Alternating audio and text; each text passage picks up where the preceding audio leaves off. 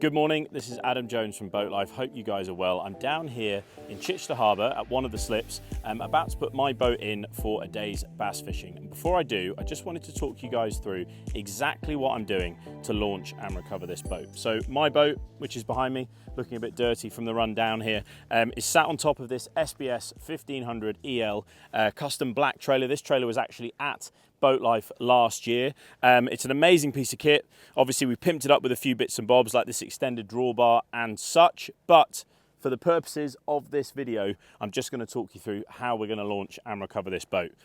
So as you can see, this boat is sat on the trailer. It's currently strapped up. It's plugged into the car. We've literally just arrived. We've taken everything out of the car, put it on the boat, got the boat ready. Fenders are on the side of the boat.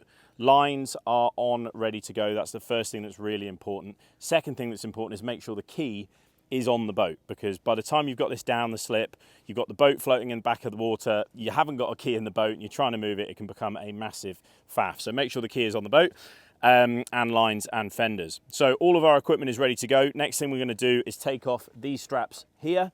We're going to reverse the boat a bit further down the slip. We're quite a long way at the moment. It's relatively steep. So I'm going to leave those back straps on until we're slightly close to the water. I'm then going to take those back straps off, reverse the car down until the back of the boat is floating.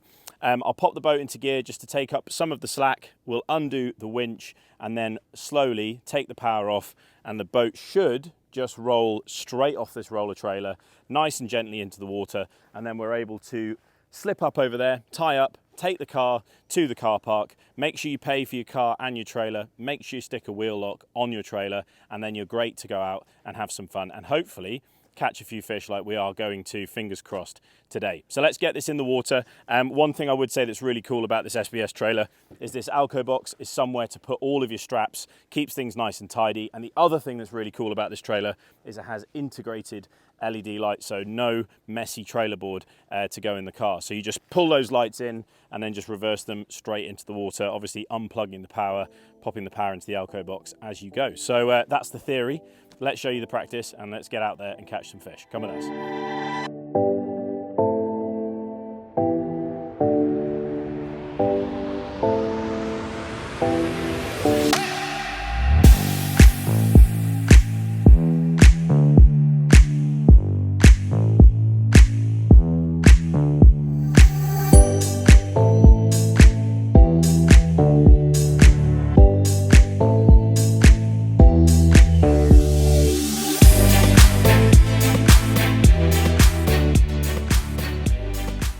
Right guys, as you can see, I've got the boat. We are pretty much at the bottom of the slip.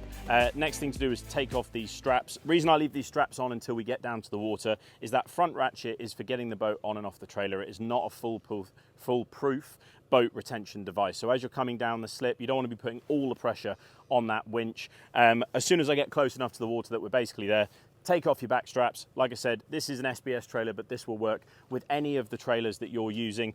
Bunk and roller, they're going to be slightly different, but generally speaking, fenders, lines, straps, get yourself down to the water. Think about the slip that you're using. We've already tested this. We've walked down and make sure that this particular shingle slip is solid enough. This is a very, very low tide. I've never launched here before at a tide this low. So we've already reccied it. Make sure you know what you're doing. Make sure you're happy with the whole process, both yourself and your crew. So now as I move this back into the water, I'm going to be watching for the back of the boat to lift up slightly so that I know that the back is floating. Generally speaking, it's about here on the back wheel when I'm looking through my wing mirror. And then I'm going to jump on the front. We're going to take some of the pressure off that front ratchet, unratchet, get her in the water and go and find some fish. Come with us.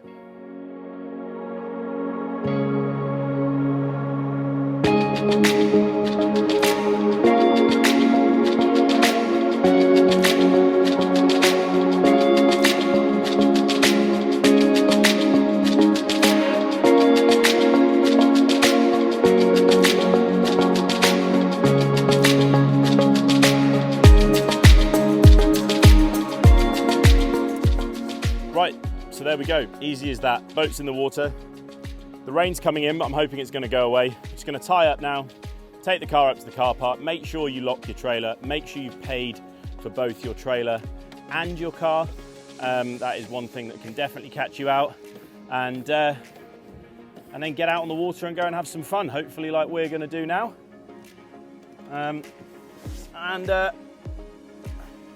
I'll speak to you guys in a bit.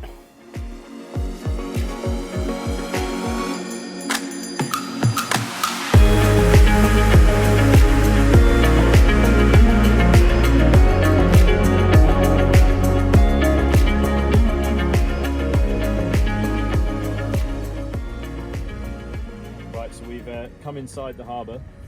Eagle-eyed of you will see where we're at. And this is the first decent fish. It's been tricky today so far, but this is a big-headed bass. Trying not to bully it too hard. There we go, that's a good fish. Happy with that. It's a nice start. It's going to get the engine on, move us out of the way, and we'll have a look at this fish. Right, so there we go. There's the first decent bass of the day. That is a very, very big-headed, long, but slightly out of condition bass. I think that's been on the bottom quite a long time, and it looks like it's got a few leeches. But that was caught just on a fish minnow, just bounced along the bottom around a shoal of smaller bass that were obviously eating pin fry. We knew we'd find something bigger. It's a nice start to the day. Let's see if we can find another.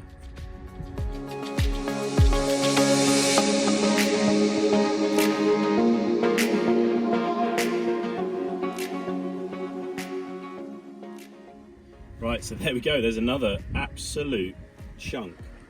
Caught again on the fish minnow, just bouncing it through. We've found a little bit of structure. Look at the white belly on that fish. A little bit of structure. Bit of slack water on the back of the structure, and the bass are just sat behind that. So we're going to get back out there, see if we can catch a couple more. But that is an absolute stunner. Right, so what a day on the water. It is 3 o'clock, we've got to get back. Rory's got to be back for some dinner at 5 o'clock, so we're ready to get off the water. That could have been a very painful experience, getting this boat off the water at the end of the day. This particular slip is very, very shallow, particularly on a spring tide, which is what we're dealing with at the moment. These are massive tides, and the top part of this slip is really, really shallow. That is exactly why this trailer has an extended drawbar. So there's two reasons for that. One, I've gone for a slightly bigger trailer anyway, so that my car doesn't constantly have to get dipped into the salt water, because I do launch and recover lots of boats all year, and I'm doing this with my boat all the time. So I want to try and keep the back axle of my car out of the water as much as possible, both salt and fresh water. And this extended drawbar allows you to extend that even further. So this gives an extra 1.5 meters or so, and that's exactly what we needed today. So we looked at the slip that we had available. We knew that we weren't going to be able to drive the boat onto the trailer. We'd already made that plan before we went out, so we could get the trailer as far in as possible, get the boat, you know, alongside up here, jump out, which is why I'm wearing these really attractive shorts, and just walk the boat up to the roller trailer. And that is the beauty of a roller trailer. We have enough depth to be able to just tip the boat ever so slightly and then roll it up the trailer on the winch. And then, like I said, we've used this extended drawbar. We've moved the boat out of the water. We're about to get all the straps, put everything away. We'll put it back onto the trailer, put the extended drawbar back to the side, and get ourselves home nice and punctually for tea, which is amazing. So that took us 20 minutes to get the boat off. It really could have been a real nightmare if we hadn't thought about it beforehand and we didn't have the right equipment that this SBS trailer has in this extended drawbar. Hope that really helps. Like I said, things to remember: straps, fenders, keys. Make a plan, look at the slip, get out, have some fun, make sure you know how you're going to get your boat back on, look at parking, and that's about it. I think that's everything we've covered. The key to trailering is just think about things a little bit more than you would usually do, and that should be enough for you to be able to do it without too much stress. Cheers, guys.